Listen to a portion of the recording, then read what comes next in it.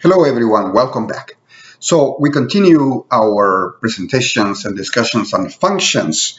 Now, in this video, I'm going to show you how you use a method, which is a function that comes or that is part of a library. When you instantiate an object, that object will have many methods associated with that object.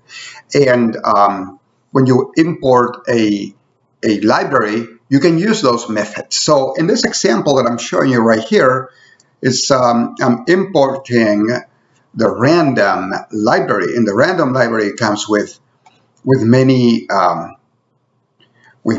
functions. So you can search help on random.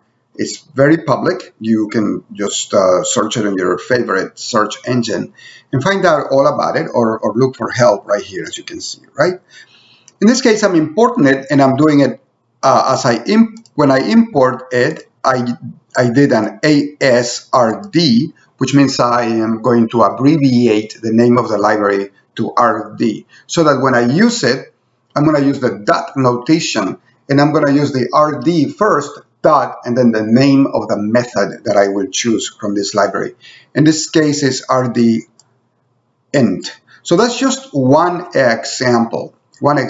In other modules, you've used libraries also from, say, datetime, where you use methods related to time and date. In this case, is the now method for the library datetime. You can also subtract dates, and we call it time delta. And that's just another example of where you have used some of these libraries. So that's it. That's all I want to cover at this point. In other words, you can use methods, which are functions, without you creating the function.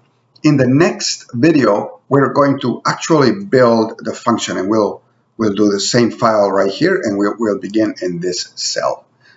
I'll talk to you then. All right? Take care now.